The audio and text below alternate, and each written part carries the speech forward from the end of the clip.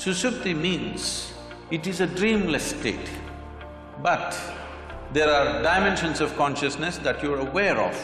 The neurological system in the body, if we have a way of monitoring that, I think the entire art of anesthesia could raise to a different level at a very minimum interference. When you disengage with memory, suddenly there is no past, present and future, so there is no time. Because there is no time, there is no space.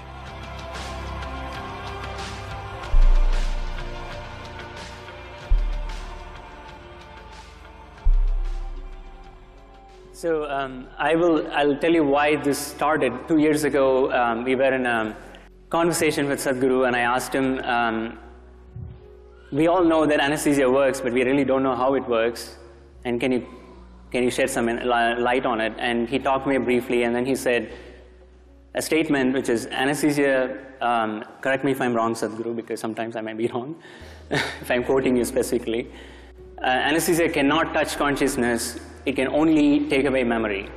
I was blown away by that answer because that's not the way we think consciousness of. And maybe I thought, several days I've had sleepless nights thinking about maybe it's time for us to redefine the term consciousness itself. And having gone through several programs with him, I think I got some glimpses here and there to know that there's much more than what we know of. That's how this started. And so Emery, you are the one who has been doing a lot of work in this area, so you can probably start off telling me what we know now of how anesthesia actually causes loss of consciousness. Okay, so I'll start. And so again, it's a pleasure to share the stage with Sadhguru and with Nico. So, you know, how does anesthesia work? Actually, how many people here had anesthesia? Oh. Great topic, right? Yeah, right. A lot of clients out there. Exactly, right. All right, fantastic. So what happened to you? You know, some people say we turn the brain off, or we make you unconscious, we put you in a coma. But I think so we've tried to really understand what's happened. And we've done this by doing a number of studies in humans as well as in animals. And so I'll just give you the quick back-of-the-envelope way to think about it. When you take the anesthesia drugs, or when they're given to you by the anesthesiologist, the brain isn't turned off. You know, it's not like all of a sudden the switch flips. If you look at what happens to the brain, it's actually in a highly dynamic state. It's really, the actual circuits in the brain are oscillating. They're creating waves. And to give you some sense of this, if you look at my hands like this, and they're oscillating now, this is the way your brain is in a normal state of, forgive me, consciousness, right? All right? As I understand it in my little limited way, all right? But then what happens is the drugs take over the circuits, and now the circuits oscillate like this. And as long as you keep the drugs there, they're doing that. Now, what does that mean? It means that if this brain area was communicating with that brain area so that you could be conscious, it can no longer do that. When you turn the drugs off, the brain returns. As long as you keep the drugs on, it does this. It creates these oscillations. It's very much like this YouTube video, which I'm sure some of you have seen, where you have a bridge in Tacoma, Washington. I don't know if you've seen this, the bridge in Tacoma, Washington. And all of a sudden, you know, it starts to oscillate in a perfect sine wave, just like this. And no traffic can go across the bridge. It's the same thing that happens under anesthesia. And what happens is that these oscillations, because they're so strong, they take over the brain, they're not natural. And you remember one of the things that Bala mentioned was that after anesthesia, our brains often don't work the way they did beforehand. So now you can see if you've been in a state like this for 4 hours, 6 hours, 8 hours, and, you know, look, I got my AARP card about 12 years ago myself, so I'm in that category too, right? You know, you can understand why your brain may not work, right? So, and basically that's it. And what's good about that, what's good about what I'm telling you is that we as anesthesiologists can see this state. We can see it on the EEG of patients in the operating room. and we can use it to change the way we deliver our drugs. That's the practical implication of this. And then the other practical implication of it is that as we take anesthesia seriously, in other words, don't say, oh, we just give you drugs and you go away and you come back. As we take it seriously and study it, then we can start interacting with our neurology colleagues and make links between problems that they're working on. We can actually begin to have conversations with, distinguished individuals like Sadhguru, who can help us understand what is it we're actually doing on a deeper level. But if we haven't taken what we do seriously in terms of what's happening in the brain, we're not in that position. And that's where I'd like to think that we're trying to move the research now to, in other words, use anesthesia, the study of anesthesia, to help us connect with some of these deeper ideas about the brain, the mind, and also consciousness. David, do you have any thoughts on that? Do you have any thoughts on how we are doing? How we're connecting anesthesia to the... So what we work on as neurologists, or what I work on, is very related and very, very connected in that we're trying to understand how patients who lose consciousness because they've had a structural brain injury or a cardiac arrest or some other kind of problem can reestablish the process of a conscious state in a brain that's been injured, and what are the rules of the recovery, and what are the ways in which it can happen, and what are the limitations, and how do people get stuck along the way, and could we help them? And it turns out that there's a lot of variation. Sadhguru. Namaskar. Dr. Brown and Dr. Skip, highly accomplished doctors in their areas of proficiency, but I'm completely unschooled. So, because for me, the only way I know anything I know is from my own experience. So my language and my expression could be a bit abrasive, or if it seems abrasive, please pardon me because I'm nearly illiterate. So, this, first of all, the nature of the language that we are speaking, I'm talking about the English language.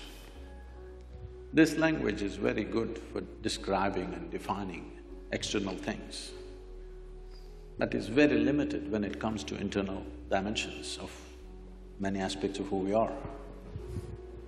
So, if we have to use yogic terminology for this, what you're referring to as consciousness is considered as jagruti, that means wakefulness. We do not consider wakefulness as consciousness. Wakefulness is the state of the body, wakefulness is the state of the mind, wakefulness is the state of the bioenergies within us, but that's not consciousness. What you're seeing as physical body, well, one thing I would like to clarify is, we do not look as brain as a very significant aspect, because we see intelligence is right across the system. Generally, in most people's understanding, I believe, a combination of memory and intelligence is considered as mind. Am I right? If you take this as a definition, it is a fact that every cell in our body carries millions of fold much more memory than the entire brain can carry. Because these cells in the body remember even what happened 1,000,000 years ago. It remembers the skin tone of your forefathers from 1,000,000 years, nothing has changed. It never gets confused. So what you can carry in the brain as conscious memory, what every cell or every DNA is carrying is phenomenally more. And the chemical dimension of what is being conducted in every cell is far more complex than you could ever figure with your entire brain. So both in terms of intelligence and memory, the spread is much more. I think this entire focus on brain has come mainly because somewhere, probably pre-Renaissance time, we broke into this because that region, largely we're talking about Europe, where it was hugely dominated by very dogmatic belief systems. When people broke through that, nobody was supposed to think for themselves, everything was already said and done. When people broke through that and started thinking for themselves, thinking little freely looked like absolute liberation for those people. And I think that hangover still lasts in our education systems, in our medical sciences, in the very way we are approaching even fundamental sciences. That hangover, that thought is everything, is very profoundly influencing our social structure and our way of exploration. In the yogic sciences, we don't attach any significance to your thought. Whatever you're thinking, it's of no consequence to me. This is why whatever somebody is saying, we don't listen to them. We just feel them. We just feel them. What is their chemistry, what is their… how they are right now. I don't care what they are saying. This is how… maybe it's an evolutionary problem with me, because I've been in jungles by myself and I've seen most creatures judge you just like this. I think they showed a picture of me having a king cobra. I've been very closely involved with all kinds of creatures, particularly cobras and things. Their sense of our chemistry is so keen. You can just go in the wild and just pick up a cobra. As you saw, I'm not holding him by his head, he's not a pet cobra. He's a king cobra. If he bites you, he won't give you more than 20 to 40 minutes before you're done. But I'm just picking him up like this, he will do nothing because he's feeling my chemistry.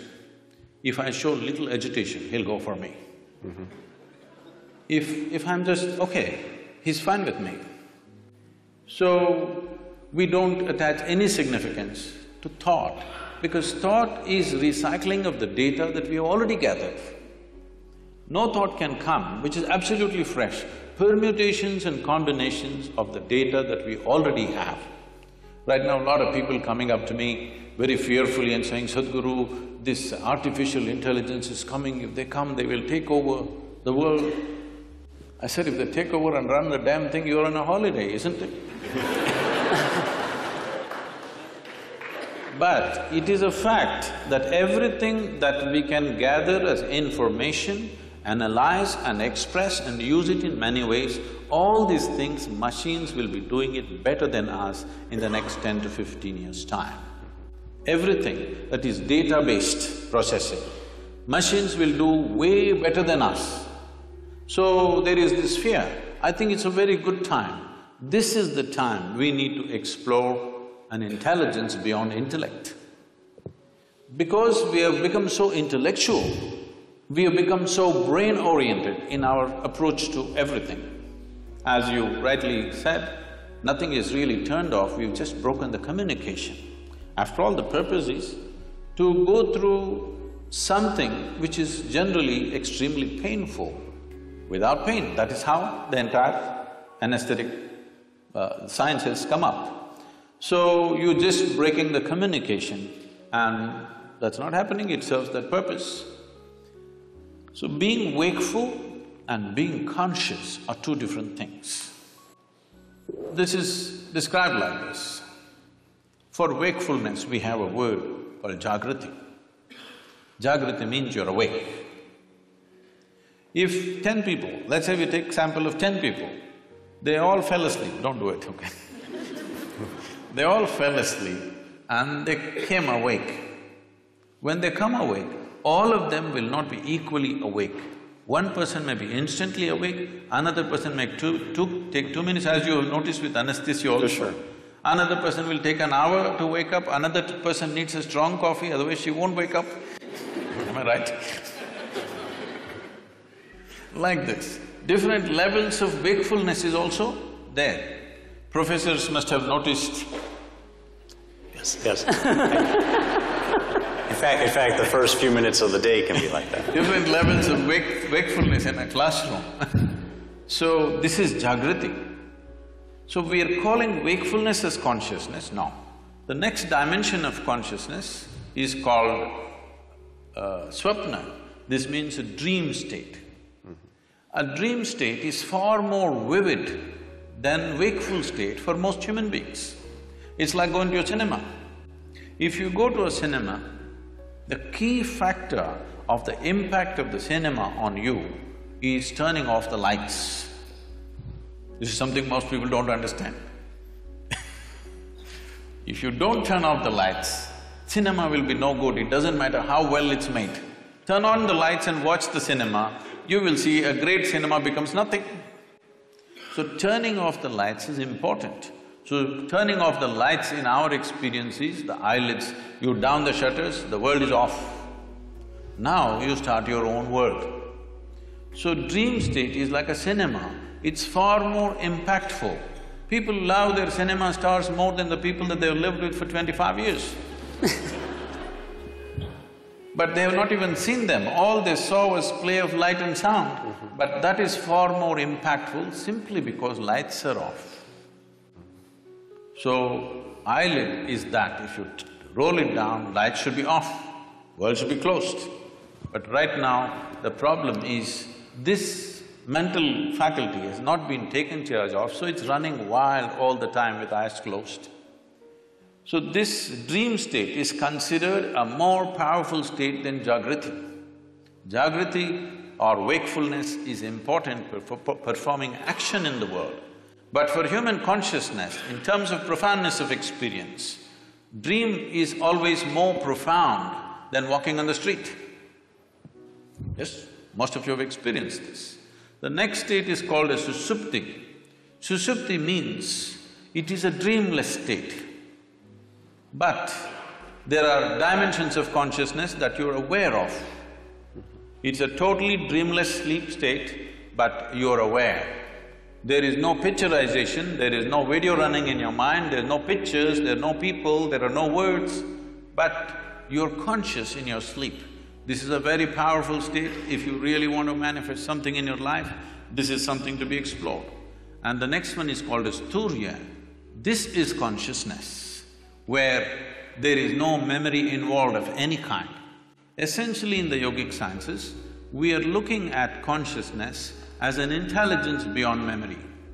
If there is memory, memory is considered a boundary in the sense, this is one person, this is another person, simply because this embodies one kind of memory and that embodies another kind of memory. This has become one kind of person, this has become another kind of person. Essentially, it is in the memory. Memory does not mean just what I remember and you remember. Genetic memory is there, evolutionary memory is there, elemental memory is there, atomic memory is there, karmic memory is there. Inarticulate and articulate memories are there, but generally we are thinking memory means consciously what we can remember. But today, if we eat dog food, we'll not become dogs. Something within us remembers, no matter what you eat, this has to be only transformed into a human being. It doesn't matter what you eat. If you and a cow every day eat a mango, no merger will happen. Perfect memory is established, evolutionary memory is absolute. So, these different dimensions of memory are playing on a daily basis. People are thinking their thoughts are free. It's a joke because your memory is determining everything. So, largely in one single word we call this karma. Karma means the residual impact of all the memory that you have, how it is impacting every thought, every emotion, every action, the very way you sit and stand. See, if you see somebody walking far away, let's say half a mile away you see someone walking, if he's your friend, just the way they're moving their body, you say, oh, that's him.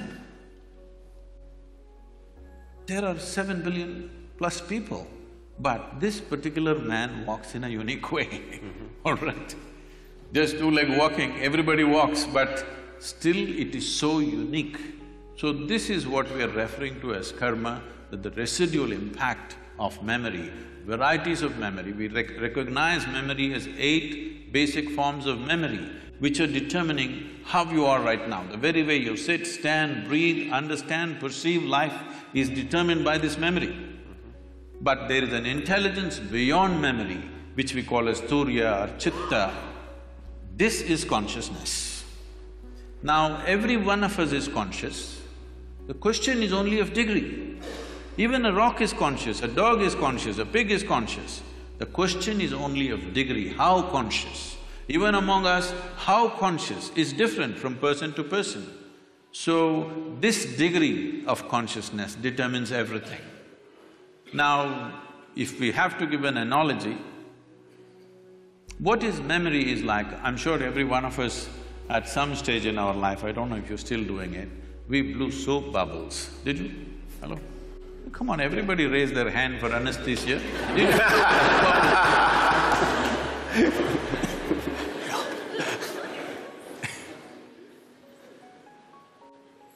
So, when you blow a soap bubble, the soap part of it, which is very little, just a tiny drop, the large part of it is air that it captures. So how big a bubble? When you were children, who can blow the biggest bubble was a big deal. And it's a certain amount of technique. Yeah. How you do it. Somebody blew this big bubble, somebody got only this much. So how big a bubble? This bubble is like this. The kind of soap and how it gathers is your memory. It forms it gives it a form. But when the memory bursts, there is no such thing as your air and my air. There is no such thing as your consciousness and my consciousness. There is something called as your body and my body. There is something called as your memory and my memory. There is something called as your intellect and my intellect.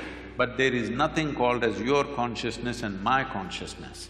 How much of it did you capture? How big is your bubble will determine the scale of your life. The scale and possibilities of your life are determined by how big a bubble did you blow. Okay.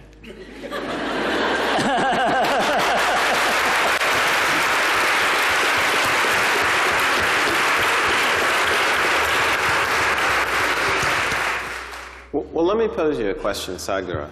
So, we can perhaps work as individuals to, now that I know I take away wakefulness and not consciousness, right? To move towards consciousness. And that's an individual's decision to maybe train in this particular way.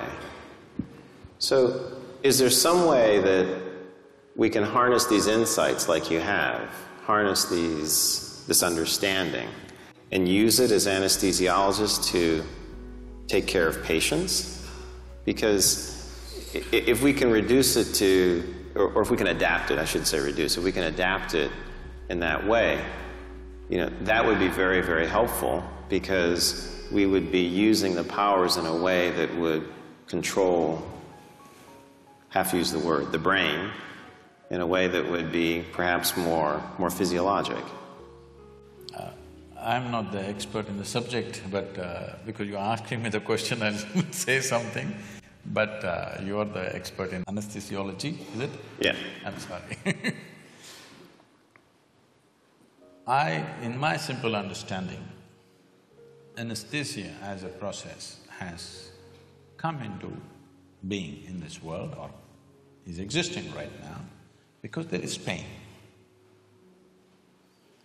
Pain, when it happens to us, is a bad thing. Nobody wants pain. But at the same time, if there was no pain, most people would not even know how to preserve their own body. See, wherever there is no pain, in how many ways they've cut it. Suppose there was no pain in your nose, they would have cut it in various shapes. It's part of the fashion. If there's no pain at all, believe me, they would have pulled out intestines and swing it on the street and go. You have any doubt about that?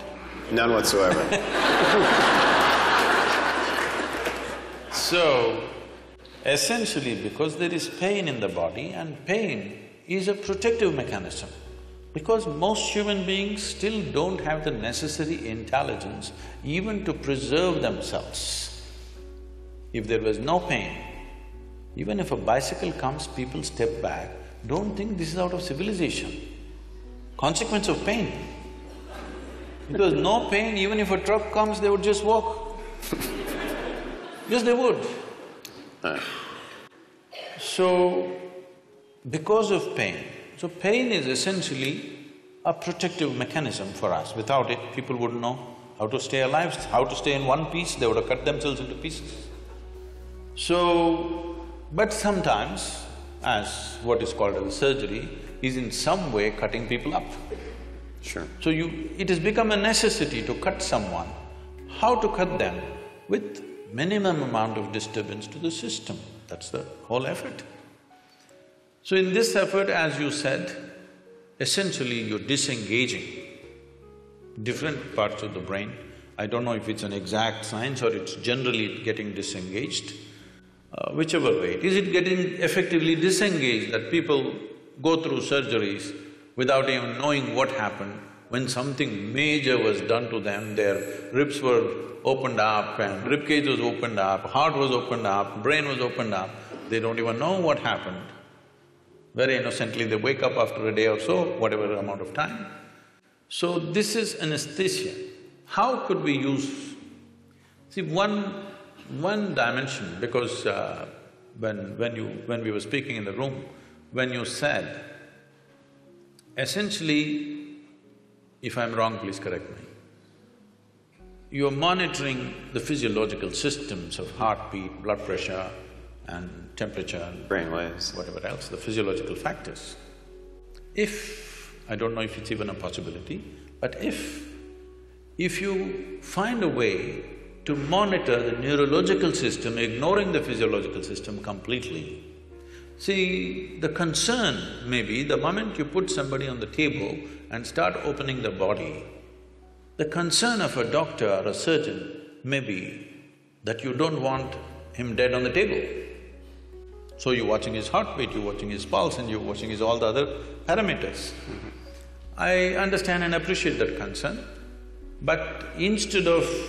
okay, let's leave the physiological monitoring as it is, but if we have a way, I don't know if there is a way in the medical science, if we monitor the neurological system, not just the brain, the neurological system in the body, if we have a way of monitoring that, I think the entire art of anesthesia could raise to a different level at a very minimum interference. It could happen, because why I'm saying this is, there is something called as marma in yoga and also in what is called as kalari in South India. It's a certain form of martial art. Marma is a way of killing the pain completely at certain moments when we want to, just by touching certain parts of the body, handling body in a certain way. So essentially what we're doing is, the neurological system, we're shutting it off. And there is no pain at all. We can go ahead and do what we have to do, and only when we release it, the pain will come back. So, using that as a basis, I'm saying, if medical science has a way of monitoring the neurological impulse as it's happening, and if there is some way to introduce anesthetics in whatever form that you use, I don't know all the cocktails that are used, but if it is done properly, probably, I'm just guessing, I'm not an expert on this, probably with 2% or 3% of your medicine, you could still have the same effect on the patient. Because how you use any medicine on the body and how you use it on the neurological system, I would say 1% of what you use on the muscle, if you use it on the nerve, it will produce equal effect. But it's interesting, because I think what you're saying has contact also with the work that we do in the recovery phase, and there are people now looking very carefully at cardiac and brain interactions, and they do signal some of these changes, and it's suggestive. I mean, that maybe more of the body could be engaged in the way we think and measure, and that makes a lot of sense to me, actually. Can I ask you another question? So I did a little reading about you, and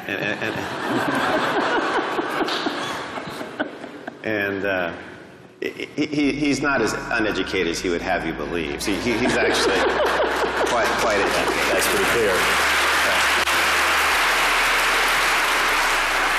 And I was curious because I think it was back in 1982 when you had like your first enlightenment experience, I think. And there's a story here. So you mentioned how it seemed like only 10 or 15 minutes had gone by. But what had happened is that you'd been out in this state for like maybe 4 hours or so when you came to and looked at your watch. The analogy is this is what people under anesthesia report all the time. In other words, they have this sense that no time has passed. You were not around that day.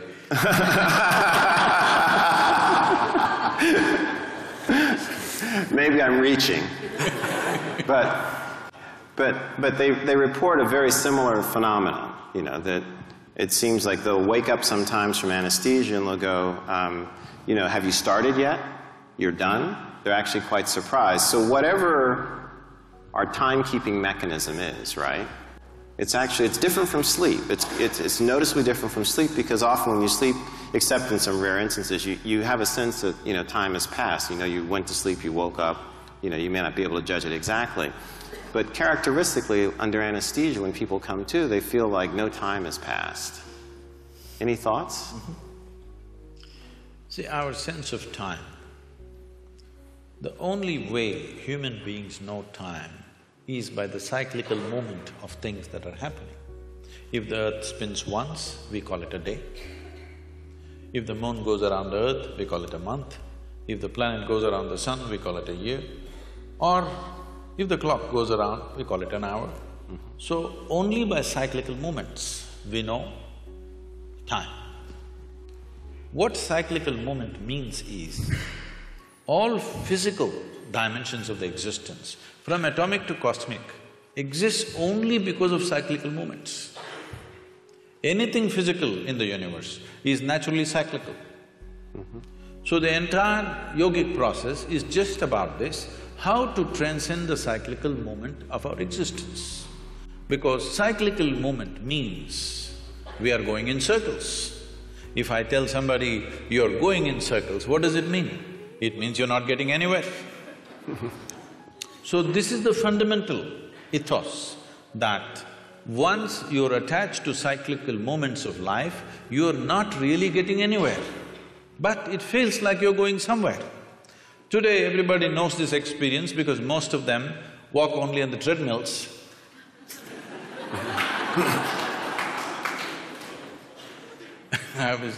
I was in conversation with Ed Bagley, who's an environmentalist, and he said, if somebody from another planet comes here, some aliens come here and see, we drive to the gymnasium and then cycle inside the gymnasium on a stationary bicycle, what will they think? Right. So, cyclical movement signifies physical existence. Mm-hmm. Physical existence, as today fundamental physics is talking about it, forever the yogic sciences have been saying this, it is a minuscule of the larger space. Mm-hmm. It is just some 0.000 some percentage, negligible percentage, all of us together, and the planet and the universe and everything. The physical universe is just way below 1% of the cosmic space. That is true even with the individual atom. Even in the individual atom, the substance is way below 1%. So this minuscule is our engagement. How I see in my experience is, it's only the footprint We are so engaged with the footprint. I have been in the jungles of South India for long periods of time. At one time I was involved in tiger census. So for days on end we followed the tiger's footprints. We saw only the footprint, we have not seen a damn tiger. So till you see the tiger, by footprints, whatever imagination you have, tiger breaks it for you. When he growls at you, it's all gone. All the… you studied the footprint, you thought you understood and how he does things, his behavior, everything you understood by his footprints, how he moves, what he does. But when you see him, all this knowledge you gather vanishes in one moment. Fortunately, he didn't make breakfast out of you, but even just seeing him, everything vanished. So right now, we are just studying the footprint. Consciousness, the remaining 99 point whatever percentage that is there in the atom, that's there in the cosmos, this is consciousness. An atom has captured a minuscule of consciousness. You and me have captured the largest amount compared to any other creature on this planet. That's why we are at the peak of evolution, that we have captured the largest. But time we know only because of our involvement with cyclical movements. Once there is no cyclical movement, or in some way if you get disengaged with the physicality of your existence. When I say physicality, everything that is physical about you is accumulated over a period of time, isn't it? Sure. It's an accumulation. Now everything that's mental about you is also accumulated, the content, I'm saying. The framework may be there, but the content is all accumulated. What you accumulate cannot be you, isn't it? It can be yours, but it can never be you. So once there is a little disengagement with the physicality of what you have gathered, suddenly there's no sense of time nor space. What is now is then, what is then is now, what is here is there, what is there is here, everything gets like this. It's very beautifully expressed. The Adiyogi, the first yogi, over 15,000 years ago, he said this. People, his disciples, squeezing him, asking, what is the nature of this existence? Where does the cosmos begin? Where does it end? He laughs at them and says, I can pack your cosmos into a mustard seed. Wow. So just make sure we understand. If I understand, the experience that you had that Emery's asking about, and perhaps the experience that might not be passed through in memory and language of the patient in anesthesia from this point of view, would be one in which it's outside of time, maybe interior, as it said in the video, but space has sort of a time-like aspect where present and future are in the same distance. Is that kind of a restatement in any way? This could seem contradictory to what is generally believed in fundamental physics. Modern physics is looking at space and time. The yogic sciences look at only time. There's only time, there is no space. Because there is time, there's a consequence of space. Okay. If there was no time, there would be no space. So time is the basic, not space. Space is an illusion that's been created because we are engaged with our physical natures. So if you disengage with your physical nature, suddenly there is no time, so there is no space. So suddenly what is here is there, what is there is here. People think something miraculous has happened, nothing miraculous happened. It is just that you kept your accumulations aside for a moment, that's all. What you accumulated and who you are sat separately. The very basic program, what we're teaching as inner engineering is just this. What we're training people for is, if they sit down here, body's here, what you call as your mind is somewhere else, what is you seems to be little away. Once there is a little space between you and your body, between you and your mind, suddenly there is no time. Once there is no time, there is no space, there is no possibility of space. This needs to be understood. We have a common word both for time and space. We call it kala. Kala means time. Kala also means emptiness. So emptiness means space. So this hall is empty, that means there is space here. We say when the hall is full, we say there is no space here, that's what we mean in a simplistic way. But the same word is employed both for time and space because space is bred by the time. If there is no time, there is no space. Right now we are understanding time as cyclical movements. So we are looking at time in two different dimensions, Kala and Mahakala, the greater time. The greater time has no cyclical movements. Cyclical movement is because of physical nature. Because of physical nature, there is time in terms of birth and death, in terms of initiation and expiry of everything that happens. Every atom, every electron, every proton, somewhere has an age. Even the very planets and the solar system and the sun has an age. Sometime it is begun and sometime it's going to end.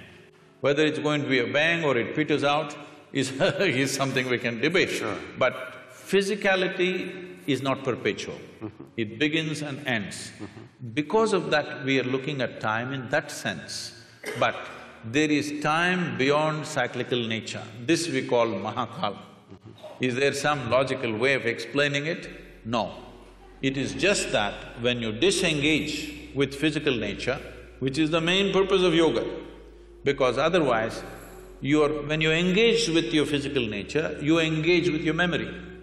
Your body is just memory, variety of memory. 8 different dimensions we are talking, whether we see 8 or 4 or 1, it doesn't matter. This has taken a particular form only because of memory. It is functioning in a particular way only because of memory. So when we disengage with physical form, we are disengaging with memory absolutely. When you disengage with memory, suddenly there is no past, present and future, so there is no time. Because there is no time, there is no space, there is no distance, there is no possibility of this and that. Since I have you here… I'm yours. No, thank you. Professor Sir. No.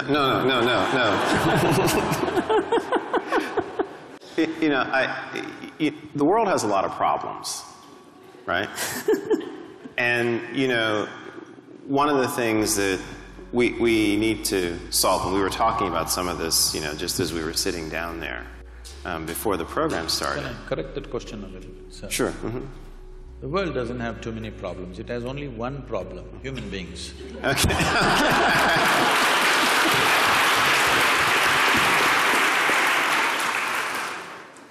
So if we could focus on that one issue.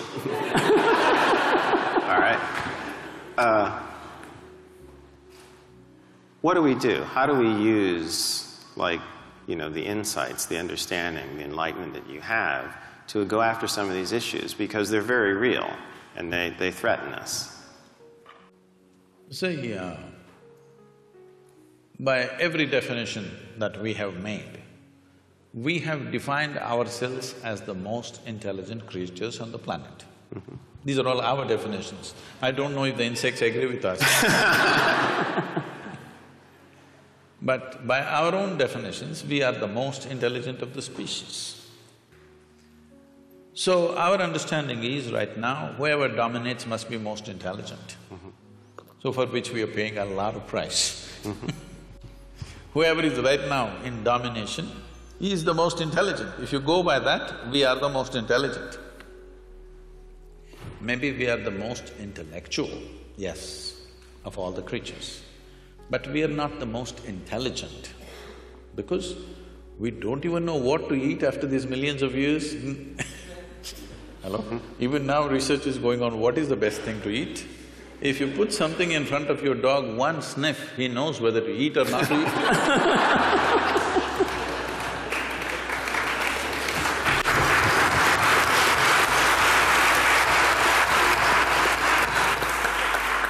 So this is mainly because this is a new happening. This cerebral activity is a new happening. We're a bit too excited. Just like, you know, people are all engaged with their smartphones all the time. They're walking like this everywhere. They're not looking at the sunrise, even that they look in the phone screen. They look at the whole cosmos in their phone screen. Because the instrument is new. Next generation may not even look at it, probably. Right now it's new, everybody is engaged with it and they're calling it a smartphone. Generally, someone will refer to someone else as smart when they find that person is smarter than them, right? So, unfortunately for a whole lot of people, the phone is the smartest thing about them. So, this is a new gadget. This… you should know more about these things if you have the right names for this. The brain? No, in the brain, this cerebral development… The cerebral cortex and… Yes. yes. This is a new happening. So we're a little excited about this. This can boom, boom, boom, you know, there's all those figures of blue lights flying all over the place and we're excited about those things. But fundamentally, intelligence always has been, all right? It might have found expression in the form of thought, which gave us the capability of language and many other arts and music and things. It gave us various capabilities, there's no question about that. So only a very few, very small percentage of people used it that way. Rest of the people are using their intellect just to freak the hell out of themselves. You're only handling injuries or you're also handling people going off? I only do neurology. Okay. I'm not board certified in psychiatry, that's the question.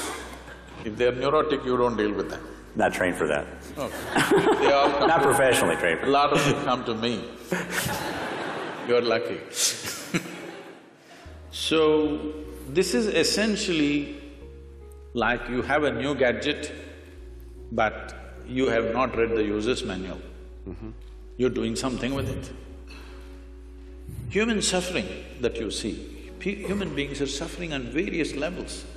As a doctor, you're probably seeing physical suffering in terms of ailments and surgeries and whatever they go through, injuries and stuff. But I'm seeing a different level of suffering. People who have no ailment to complain about, but they suffer deeply. People without any ailment suffer far more than people with ailments. At least if you have an ailment, you have a good excuse. Most people don't have an excuse, simply sitting, standing, they suffer. Everybody has found a reason. Why? Well, somebody is suffering because they are poor, they're suffering their poverty. You make them rich, they'll suffer the taxes. They're not educated, they couldn't get into the school, they will suffer. Get them into the school, you've seen them suffering here. To the best school, they will get in and suffer. They're not married, they suffer, get them married.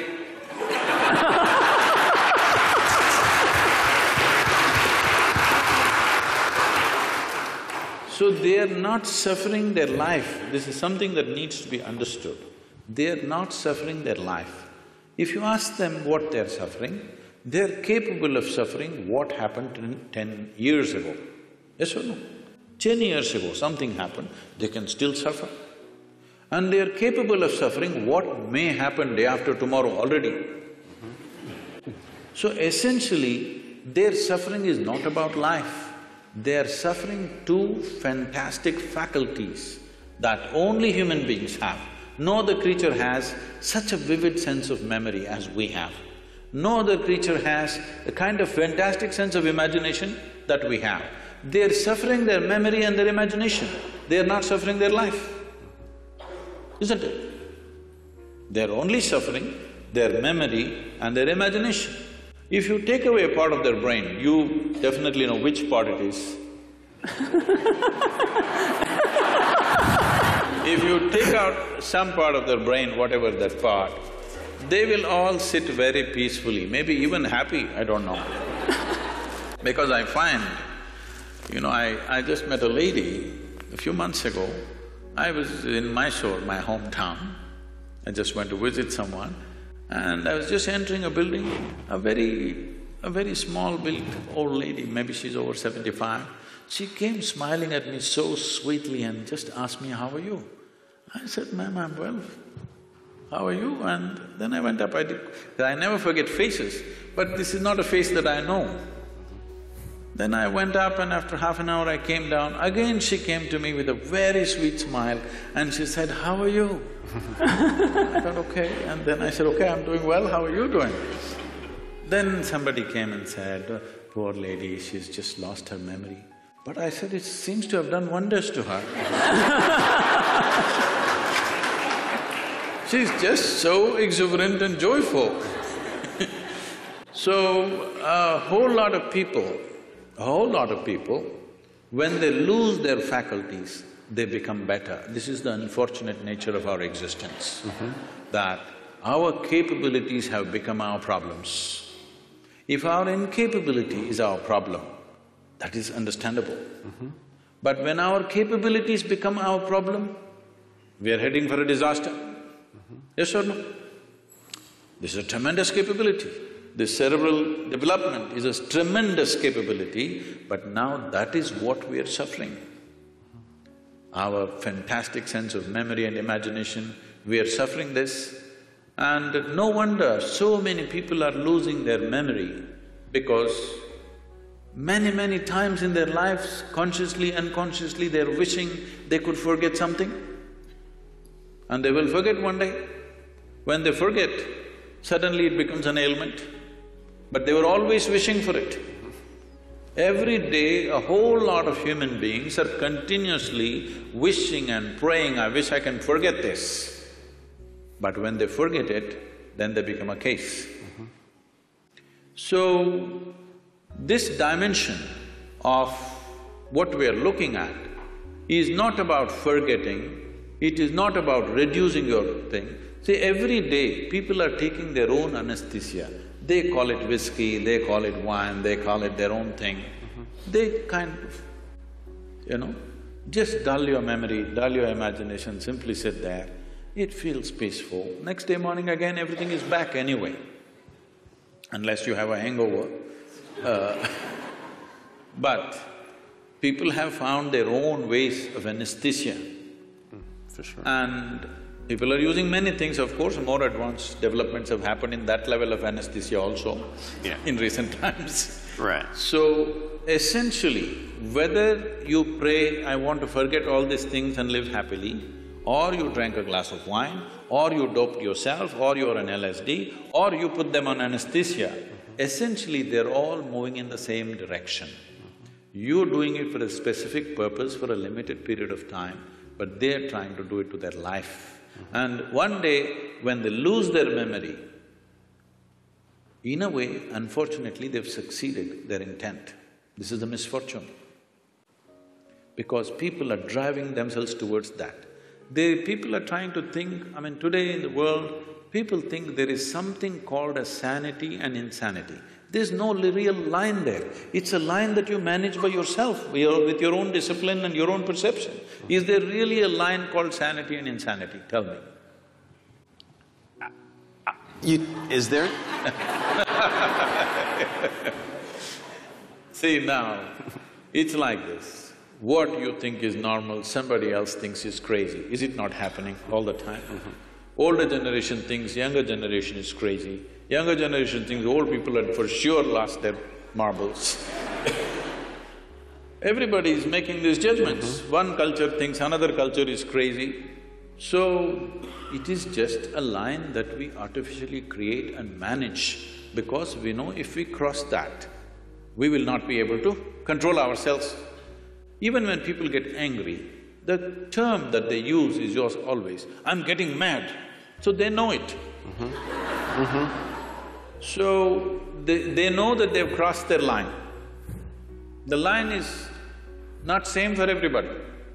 What is my line and what is somebody else's line is different places people have drawn their lines. Somebody thinks it's all right, once in a way, at least 3 times a day I shout at somebody, it's okay. If I ever shout at somebody, then I will withdraw probably for many years because such a thing cannot happen. If it happens, I've lost it. So what is your line, where is your line, is something that you have drawn. There is no existential line that this is sanity, this is insanity. There's no such thing. The question is just this, if you're in control of your mental faculties, this is called sanity. If you're not in control of your mental faculties, this is called insanity. Suppose, right now, we can make an experiment with all of them. Can we? Sure. I'll give you 10 seconds. Next 10 seconds, nobody… a simple thing, what you have to do is, you can think of anything in the universe you want. Only thing is, don't think of monkeys for the next 10 seconds. Okay? 10 seconds, no monkeys. You will count millions of only monkeys. So, our faculties are not totally in control. The question is only, how crazy are you? Okay? You are a little more crazy than me, that's about it. But there's no such thing as somebody is absolutely sane and somebody is absolutely insane. What means a lot to me looks like insanity to somebody else. Is it not happening every day? What means a world to you, somebody else thinks this is insanity. What means a world to them, you may think it's insanity. All kinds of things are being done in the world and it looks perfectly normal for that person, it's only others who are making this judgment that he is insane. Only thing is, if what is out of control goes to a point where it causes active harm to himself or to people around him, then we are diagnosing him as totally insane. But there has to be some sort of agreement, and I'll just call it that, so that we can have a functional social structure, right? So you're saying sanity is a social thing? I'm afraid to assert here. It is so. See, even in terms of sanity and insanity, what is crime and what is not, is a social thing, isn't it? Right. It's a very social thing. So when we're talking about social things keep on evolving from generation to generation, it keeps changing. What you thought was wrong has become right, what you thought was right has become wrong. In one generation it happens, isn't it? So social realities we don't have to debate because it's a flux that all of us create. It's generally called culture. Culture is not something that dropped upon us. What mess we create today is tomorrow's culture. What the previous generations did, they did not do everything consciously, they did some mess. That's our culture right now. So if I understand the answer, it's a very hopeful answer. Because no matter how bad things look, they present to us a problem we can solve. Is that in the next generation? Is that sort of the point? You have teenage children or something?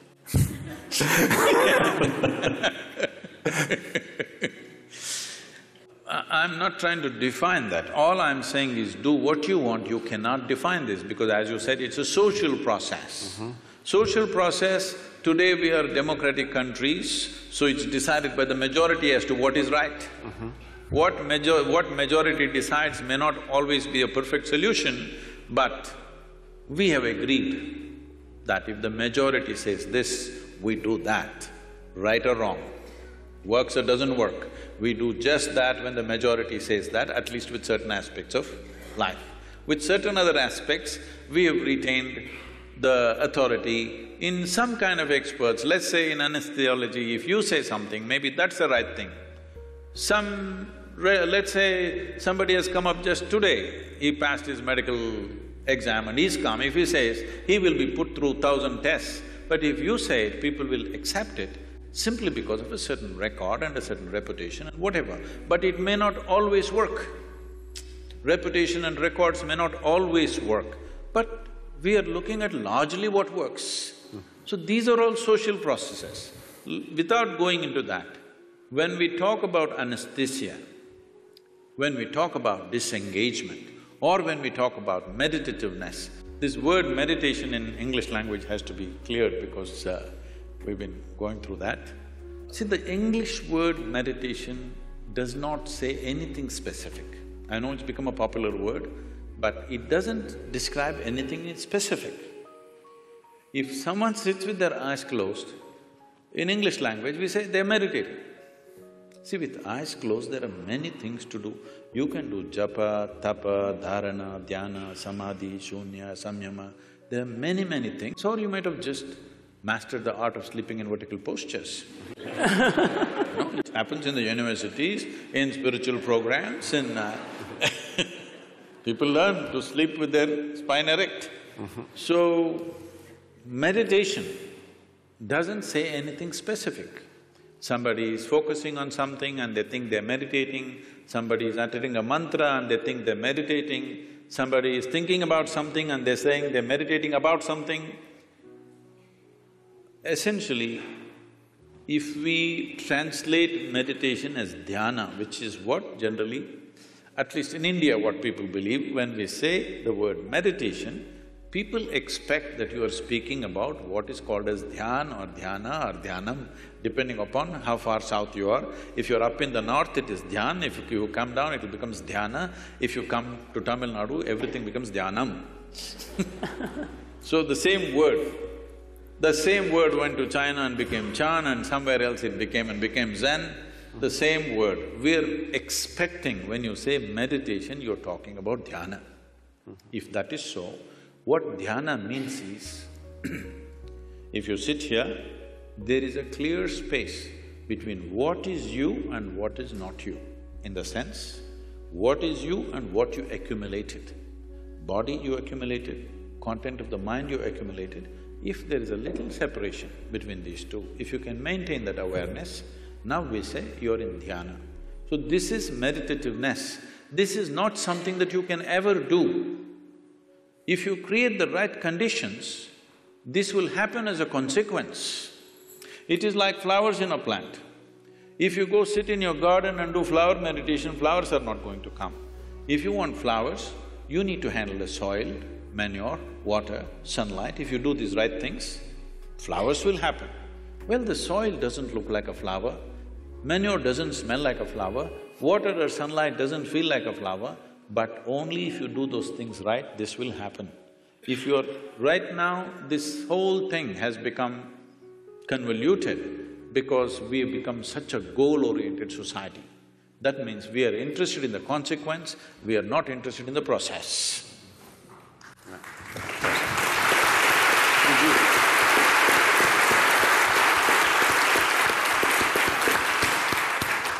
So we have… we'll move on to the question answers for audience and also the researchers here. We began this conversation with a discussion of levels of consciousness of…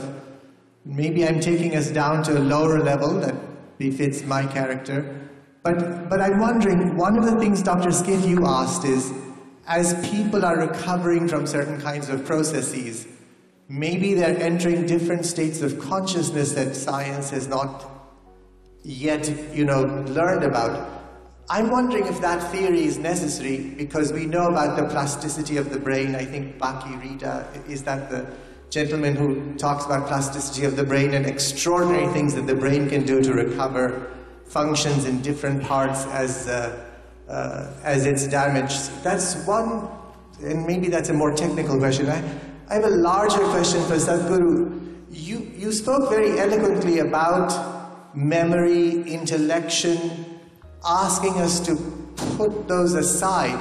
And I'm trying to understand exactly what you mean, because I haven't caught it, I'm sorry to say, because it seems to me those are the unique or extraordinary things about us as human beings, right? The fact that we have this historical memory going back to Mesopotamia and beyond, in India, thousands of years, and also as individual human beings, and intellection, which allows us to build spaceships in addition to sit here and listen to you. So I'm not quite sure how you mean for us to leave those aside or place less value on them. I did not talk about devaluing them or leaving them aside. What do you think? Is this planet round or flat? I suspect it's quite round. Really? You suspect it's round? You're not sure? No, yes, I'm sure. It is round, in fact. In fact, I think that is how matter has to collect around gravity. No, don't go there. Gravity is another thing. But today we know it is round. Though, if I walk up and down this place, in my experience it feels flat. But we know it is round. We debated this for thousands of years, all right? But we couldn't figure it. But it became very clear to us only when we took off. We created some distance from the planet.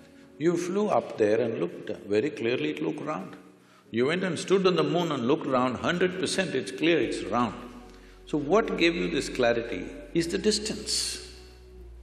When you were in it, you thought any number of ways but you couldn't figure it. But the moment you had distance, you had clarity. So only in that context I said, you must know how to keep your accumulations aside. If you're carrying a bag, when you don't need it, you must be able to keep it aside. If all the time if you carry it, it'll become a torturous process. That's what is happening to people. Nothing wrong with your mind. It's just that all the time it's on and it's becoming torturous. Not knowing how to do, they're sozzling it out with alcohol or drug or something else. Essentially, they are unable to bear the activity of their own mind, isn't it? If they could keep this bag aside for some time, all we have accumulated, it would be nice. You won't lose it, because nobody's going to pick it up and go. It's there for you, but once there is a little distance, you have an absolute understanding of the nature of what it is, only then you can handle it the way you want. Right now, you're handling both your body and mind accidentally. When you do things accidentally, anxiety is normal, and that's what is happening. Because everything is accidental. Because there's no clarity about anything. Because the nature of intellect is such. If I ask you, would you like your intellect to be sharp or blunt? You must choose right now, I'm going to bless you. Sharp or blunt? Sharp. Sharp. So you understand, intellect is a cutting instrument. It's like a knife. The sharper, the better. If somebody is very sharp, we say, oh, he's a razor sharp. Intellect, very sharp. So cutting instrument. Cutting instrument can be used for dissection. With dissection, we know many things. Did you do science in your high school? You cut open that frog and saw how the heart was pulsing. The frog didn't think much about it, that's another matter. But you came to know so many things in this world. Slicing a human body, slicing a flower, slicing an atom, we discovered so many things. But is this a complete way of knowing? Can I know you by dissecting you fully? Is it possible? Maybe I will know you better by including you, by engaging you, rather than dissecting you. By dissecting you, I may know your heart, liver, kidney and spleen, but I will not know anything about you. Only by inclusion I know. So, you're using a cutting instrument, or let's say you take your knife and try to sew your clothes, you will have tatters. So this is what is happening with approaching everything intellectually. Everything is going into tatters. We are trying to sew with a knife, it's not going to work. There are other dimensions of intelligence. In the yogic way of looking at things, we look at human intelligence as 16 parts. Out of the 16 parts, to make it simpler, we can make it into 4 categories. It's called buddhi, ahankara, manas and chitta. Buddhi means the intellect, it's the front end. This is essentially a survival kit. Without your discriminatory intellect, you wouldn't be able to survive on this planet. You have to discriminate. Now here a deer came and here an elephant came, you should know which way to go, otherwise you wouldn't survive. Discrimination is constantly on, which is keeping you alive right now. Otherwise you wouldn't know whether to walk into the… whether to walk on the sidewalk or in the middle of the road, you wouldn't know. So there is a discriminatory process which is keeping you alive. It's a survival instrument. Without it, you cannot function. How does this survival instrument function? What is its nature? We will not go too much into that. because they're timekeepers. But it is something that everybody knows. The next dimension is called ahankara. Ahankara means identity. What kind of identity you fix, that is how your intellect will work. Right now you sit here and say, I'm an American. This thinks and acts like an American all the time. Or I say, I'm an Indian. It thinks and acts like an Indian. In India, there's a classic thing happening in our own generation. It was all one nation. Somebody drew a line and said, this is India, this is Pakistan. Suddenly, some line that somebody drew and nobody knows where exactly the damn line is, still the dispute is going on. All right? But suddenly, if you're on this side, you have one kind of emotion and thought, if you're on that side, you have a completely different emotion and thought. Just a piece of cloth, I mean a flag, if you look at it, tears will come to you. People are willing to live for it and die for it, all right? So that is how it is, identity. The moment you identify with something, your intellect serves that identity always.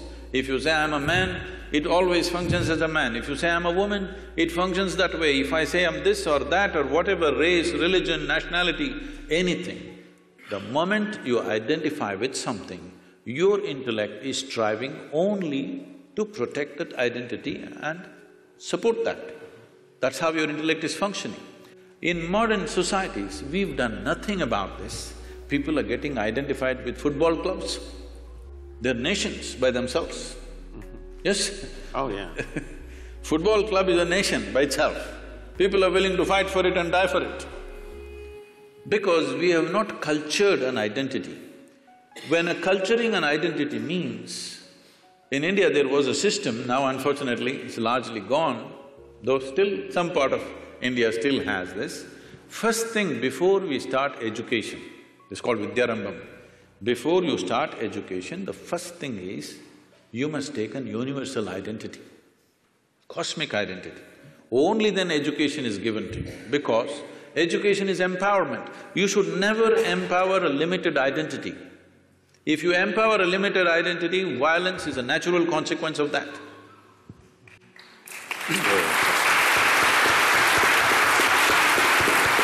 So, just tell me, what is it that we are fighting for on this planet? My identity versus your identity. It may be race, it may be religion, it may be nationality, it may be region. Essentially, my identity fights with your identity because I'm identified with this, you're identified with that. So, before you empower a human being with education and knowledge, first thing is you must fix a cosmic identity for that person. This used to be called as Aham Brahmasmi.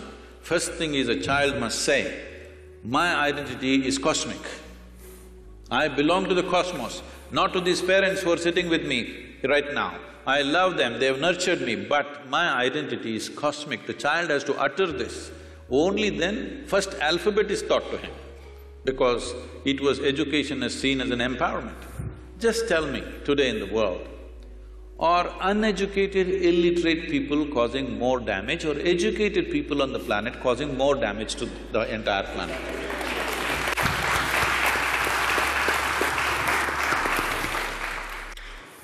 So, it is just unfortunately, empowerment is happening without fixing the identity. With my limited identity, if I study all kinds of nuclear science, what am I going to do? I'm going to bomb you, that's all I'm going to do to you. What else will I do to you? That's all I will do to you because this is my identity. You stand against me, suddenly I have to do something about that. So whatever capability I have, I'm going to use it. That's what is happening. So identities have not at all been worked at, that's a big problem. But intellect functions according to your identity. If we have to use continue the analogy, intellect is like a knife. Is a knife, suppose we don't give a knife to a child's hand, why? Knife is not dangerous. Child's hand is not steady, that is the problem, isn't it? You are in the surgery rooms all the time. Tell me on this planet, are knives taking more lives or making more lives? Hello? Really, it's taking more lives? Are you a surgeon? It is making more lives, both in the kitchen and the surgery table, it's making many, many lives. Here and there in an irresponsible hand, it's taking a life, isn't it? Sure. Knife is not dangerous, it is the hand, it is the identity which makes the knife dangerous. If there is no knife, just with the hand we will kill. Yes or no? Sure.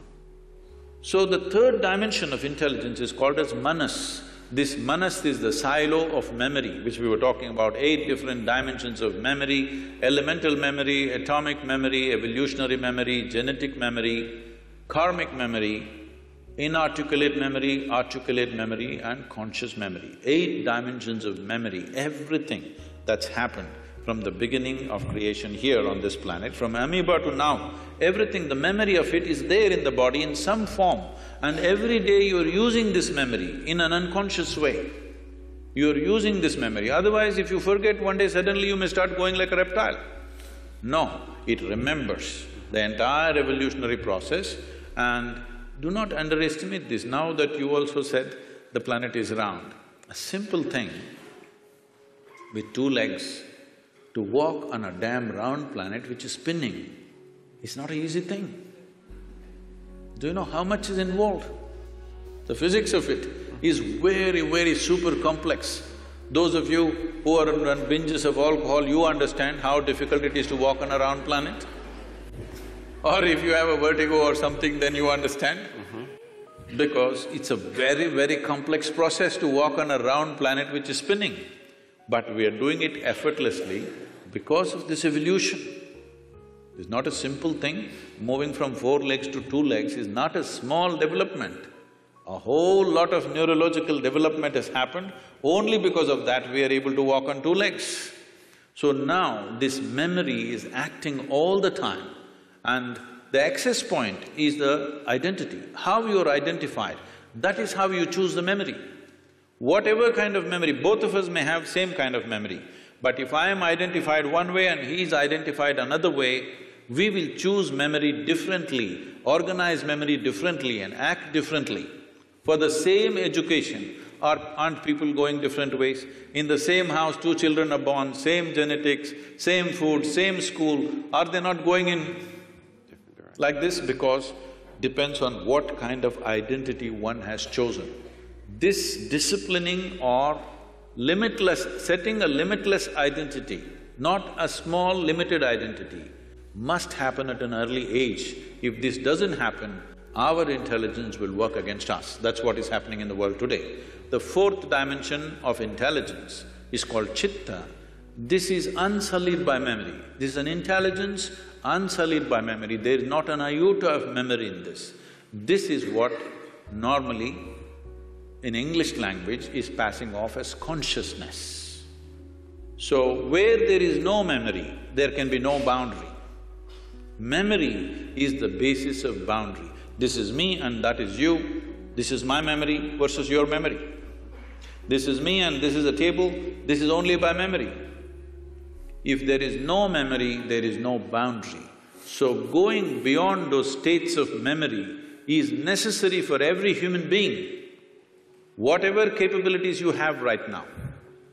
Because of our explorations, our knowledge, our science, our technologies, well, this is what is eating up the very basis of our life also, isn't it so? The planet is going away. We have no solution for that, but we're going on simply because we have explored bits and pieces without grasping the entire dimension of what it is. Consciousness means that you went beyond the boundaries of your memory and grasped life as it is. Now it doesn't matter how much knowledge you have, you will do what is needed and nothing more than what is needed, and that's what needs to happen in the world.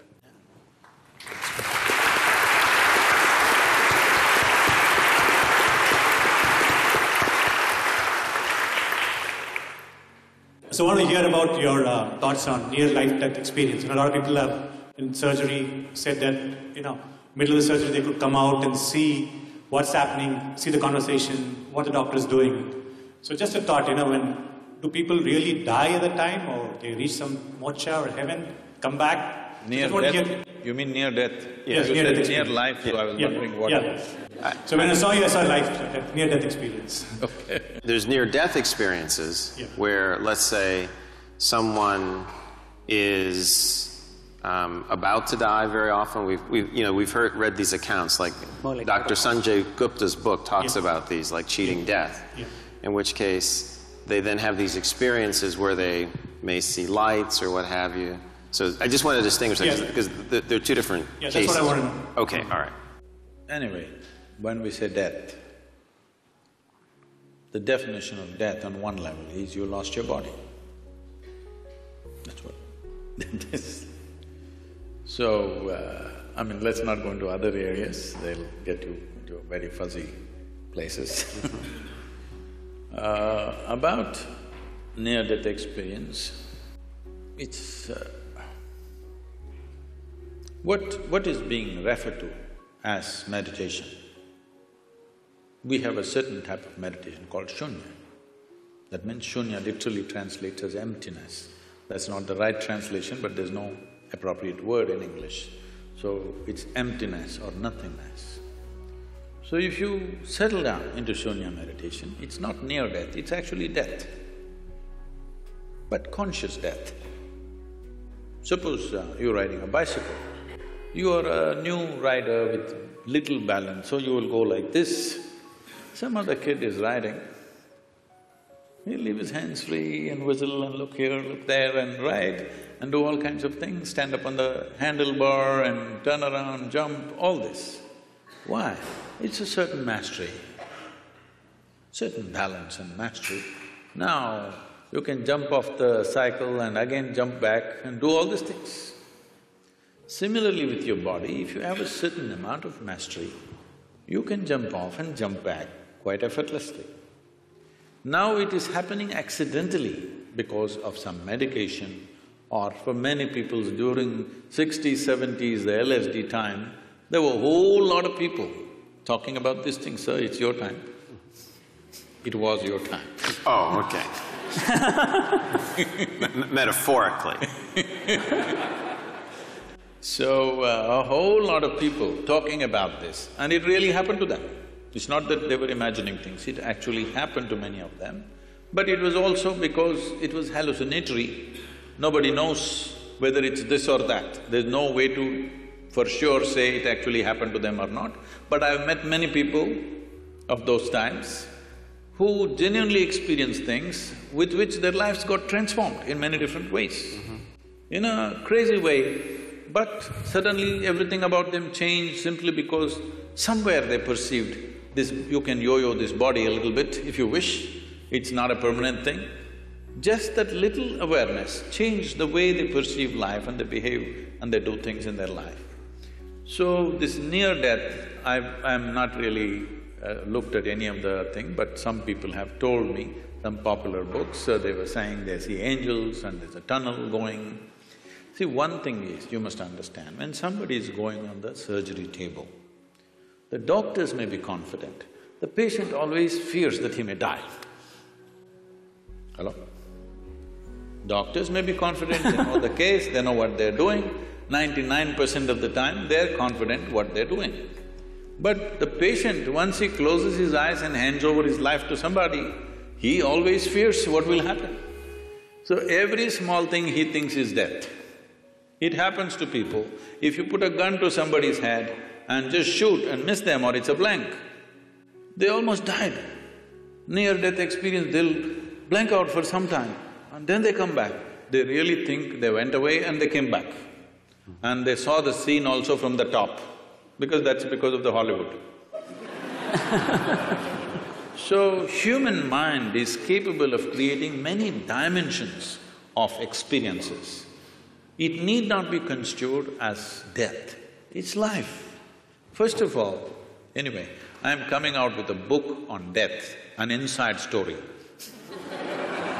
I'm doing this for 6.5 years, it's not complete yet. Okay. Hope in the next year or so I will come out with this. Why I'm saying this is, in reality, there is no such thing as death. It's life, life and life alone. moving from one dimension to another dimension to another. So if I lose one dimension, it looks like that is dead. Right now, it is a medical fact that they say approximately every fortnight, you're losing 7 kilograms of your existing body and something new has come in 1 fortnight. Whatever your weight, you must just calculate in how many fortnights you're completely lost. Everything that you have in your body is being lost continuously and something else is coming in. But you don't experience as that every meal and every day you empty your bowels, you must experience it as near death. But that doesn't happen to you. But this happens to you because there is some disengagement in your experience, first particularly because of anesthetic impact. The disengagement with various faculties that you're normally used to suddenly makes you feel you're dead. Nobody died. It's a completely wrong perception. Yes, every moment of your life, if you are willing, if you are not entangled with situations and your own thoughts and emotions, there are many things you can perceive right here. Right here, sitting here, you can look at your life from there, okay? This is not near death, this is life. But because, as I said, loss of faculties works out well for a lot of people, unfortunately. It's not a good thing. This happened. A man met a close friend of his that he knew very well when they were in the university together, after 25 years break. So he invited home for dinner, he went, and being an Indian household, the wife was serving and these two men were eating. And every time he wanted to ask for something from his wife, he said, my honey, my sweetie pie, my boo-boo-boo, my coco-coo, my bulbul, and whatever else, your Tamil, so my tangam and my chuchu, all those things. So after the dinner was over, the friend was leaving and he said, you are having an amazing life, aren't you? I'm married with my wife for 15 years, we can't even look at each other's face. The way, the endearments you're showering upon your wife is truly fantastic. I said, what are you talking about? He said, you called her bulbul, you called her tangam, you called her this. I said, oh man, I forgot her name 7 years ago.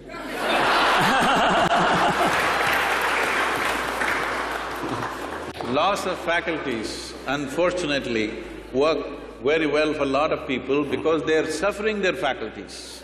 The greatest faculties that have come to us after millions of years of evolution, unfortunately we suffer because we have not read the user's manual.